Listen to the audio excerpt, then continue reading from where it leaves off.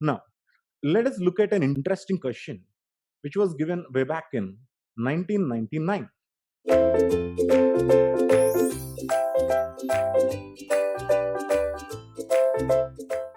This question is, a certain processor supports only the immediate and the direct addressing modes. Which of the following programming language features cannot be implemented on this processor? This is the question. Okay, here he's talking about a processor with just two addressing modes. One is direct addressing mode and the second one is immediate addressing mode. So by using these two addressing modes, he just wanted to implement some of the features which are possible and which are not possible. Let us have a look at. He's just talking about two addressing modes that are available in the processor. One is immediate and one more is direct addressing mode. You know that immediate addressing mode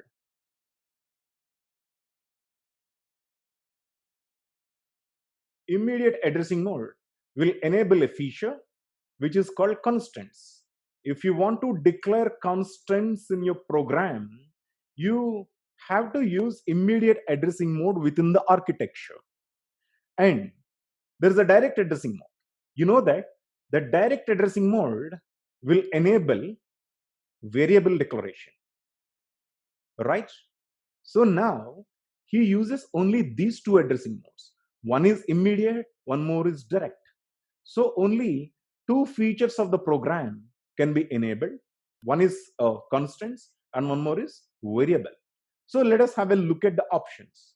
The first option is talking about the pointers.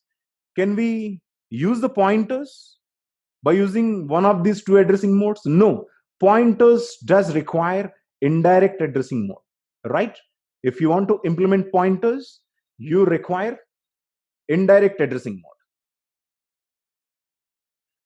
Arrays, you know that arrays does require index addressing mode, index register addressing mode.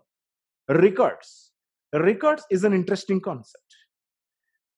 How records can be implemented? Okay, let me give you an idea how to implement the records in the computer system. Okay, now you know that the main memory is divided essentially into two parts. Physically, the main memory is divided into two parts. Okay, one is instruction part and one more is data part, right? And you also know that this instruction part is contiguous. It means that every location is a subsequent location to the previous one, meaning all are aligned properly. So when an instruction comes and occupies in the instruction part, the second instruction will occupy exactly the next position to the first instruction. So which means that all the locations in the instruction part are contiguous. But the data part is non-contiguous.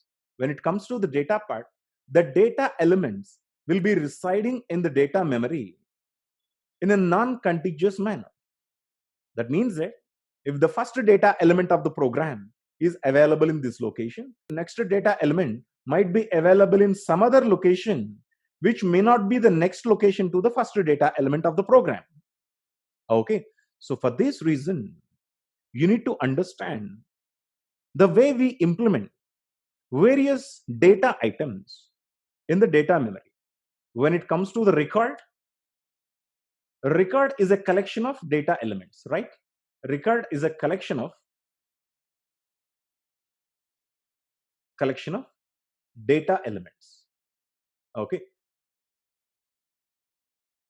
Now, when it comes to a record, as it is a collection of data elements, you know that the record must be saved in data memory, right? So obviously, as it is in the data memory, the data elements will get scattered in the data elements will get scattered in the data memory, which means that the first element of the record may be available in 25th address, second element may be available in 56th address, the third element may be in 75th, fourth element may be in 24, fifth element may be in 786, seventh element may be in 4096, eighth element may be in 200, like that. But all these are the elements of the same record. So how to store these elements of the record? We do use a data structure. For the record, we do require a data structure to retrieve all the elements at a stretch and to establish a connection among these elements. Okay, so generally records will be implemented by using linked list. What is a linked list? Linked list will have two things. One is a pointer and one more is data element. There can be anything. Linked lists are also of variety of types.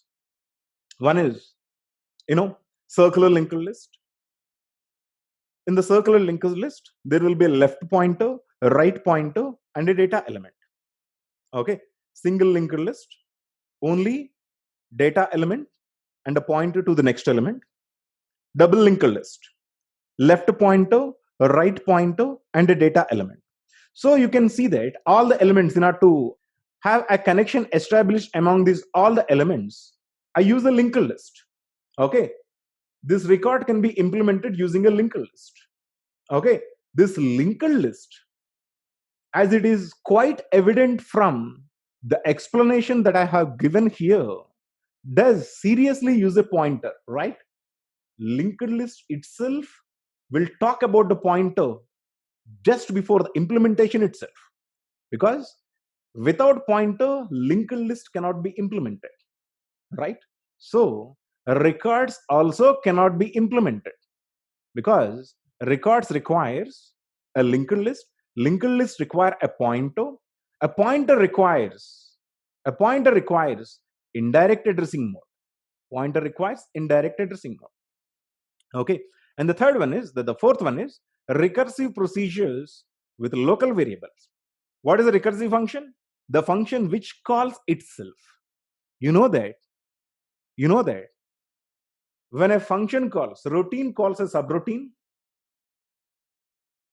Routine calls a subroutine.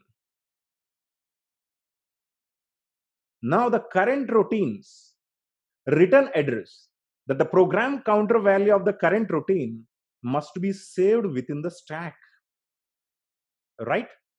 We should be able to push the current value of the current program counter value of the current routine, which calls a subroutine, into the stack. Okay, so if you want to implement recursive procedures with the local variables, I do require a stack. Why local variable he's talking about? I also told you that if you want to store the local variable of a program, you do require a stack. Once again, if you want to use a local variable, you do require a stack because the local variables will be stored into the stack. Okay, but how to implement a stack? How to implement a stack? If you want to implement a stack, you do require a stack pointer. Stack pointer also requires a pointer, which also requires indirect addressing mode. Okay, so these are the things that are needed to be understood in this case. That is, the first thing is pointers. Pointers anyhow requires indirect addressing mode. So pointers cannot be implemented by using this processor because this processor does support only two. One is direct addressing mode and one more is what do you call immediate addressing mode. So arrays does require index register addressing mode. The processor is not supporting index register addressing mode, so arrays cannot be implemented. Records cannot be implemented because records requires a pointer, because records will be implemented by using a linked list. Okay, and when it comes to the recursive procedure with the local variable, this recursive procedure with a local variable does require a stack, because when a function calls another function, a routine calls a subroutine, the current routine's program counter value should be stored into the stack. Program counter value should be stored into the stack. If you want to use a stack, you do require a stack pointer. Okay, stack pointer itself tells you that it requires a pointer. Pointer again requires an indirect addressing mode. So none of these features of the program will get enabled. So none of the things are possible to implement in a processor, just uses the immediate addressing mode and a direct addressing mode. So the option could be D. Okay, none of this A, B, C, D, none of the options can be implemented in this processor.